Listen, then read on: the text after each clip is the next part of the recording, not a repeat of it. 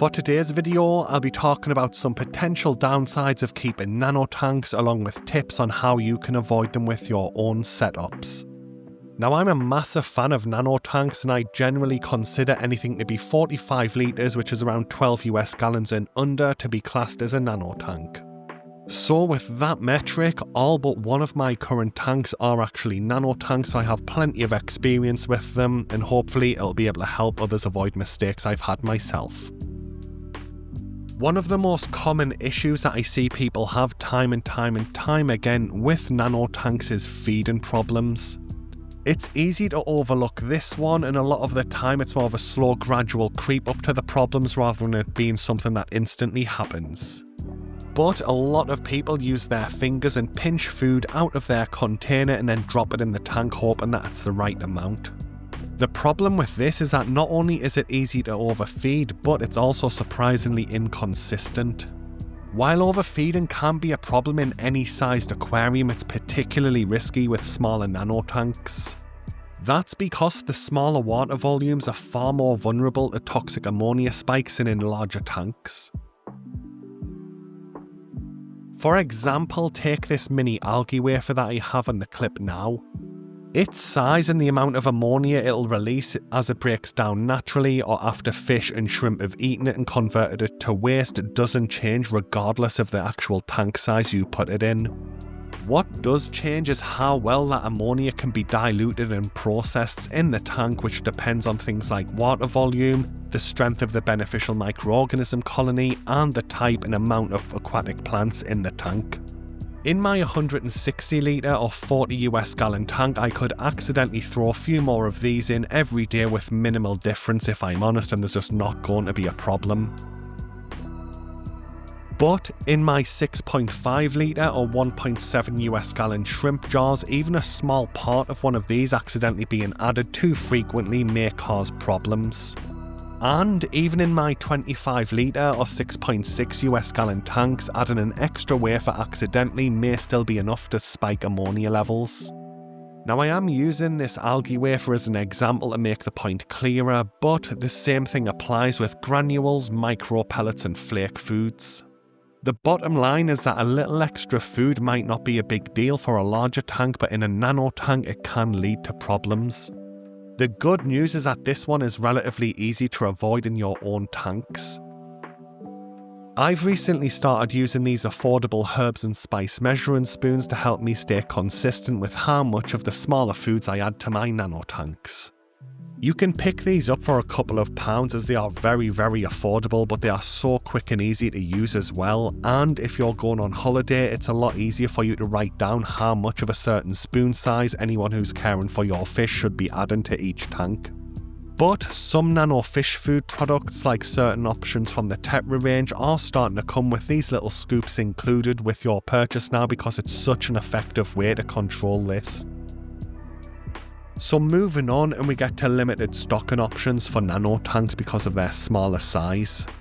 This does restrict what you can keep in your nano tank, but it is improving all the time with new species coming into the hobby. I remember when I first got back into fish keeping, and chili rasboras were difficult to find in my area and relatively expensive for what they are too. These days, at least in my area, they are pretty easy to pick up and cost around half of what they did just a couple of years back.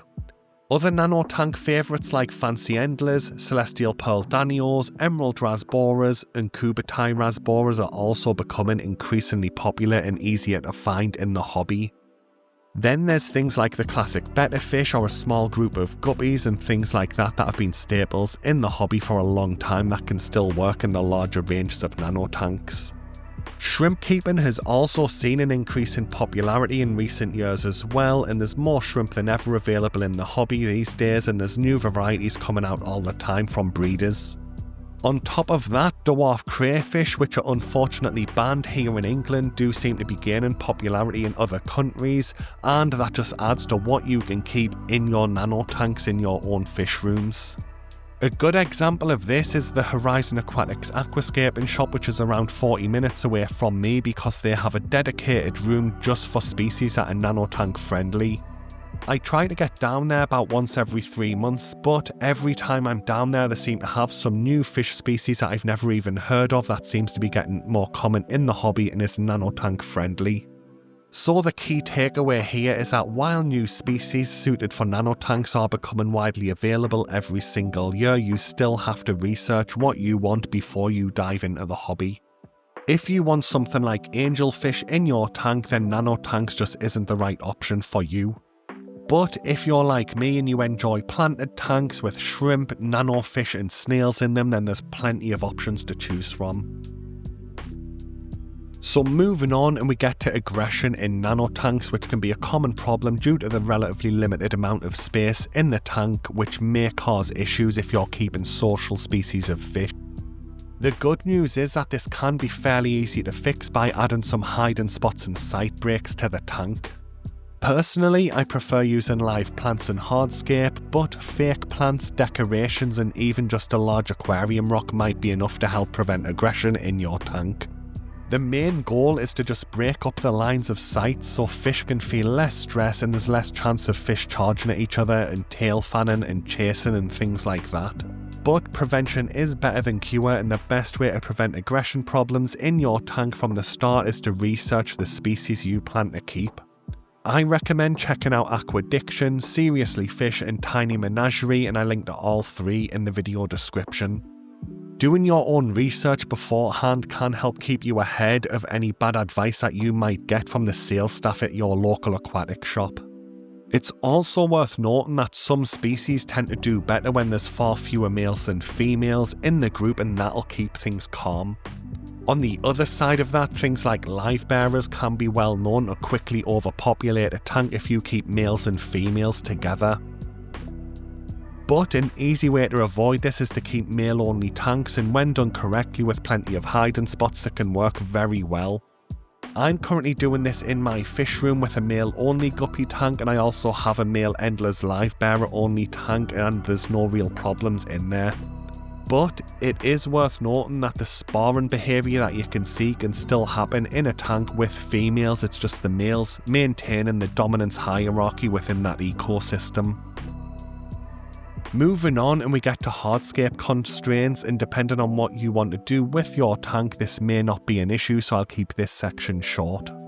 Over the last few months, I've set up 3 different 45 litre or 12 US gallon tanks, and I've lost count of how many times I'd found the perfect driftwood, only to realise that it was just too big for the tank that I was planning.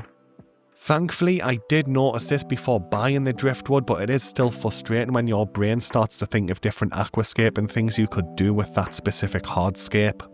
This is probably why you see so many people just going with a small piece of spiderwood or corbo wood in their smaller tanks, because it keeps things easy and gets you something you can work with as fast as possible. Some rocks can have their own advantages too, especially limestone based ones like Sirius stone. In smaller tanks, the minerals they release can have a bigger impact because there's less water to dilute them. If you already have moderately hard water, then this shouldn't be a problem in your tank, but if you're like me and you have softer, more acidic water, adding a large piece of Sirius stone to a nano tank may be enough to raise your GH, KH, and due to the extra buffering capacity from the KH, it can also increase your pH too. Most of the time this is easy to manage if you just do a water change once or twice per month to normalise everything, but it is worth keeping that in mind.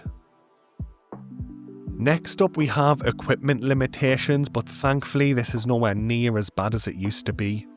For this section, I will be flashing up screenshots of my Amazon orders for these items just to show that I do actually buy them with my own money, and in many cases I buy multiple ones of them to use in multiple tanks because I like them so much.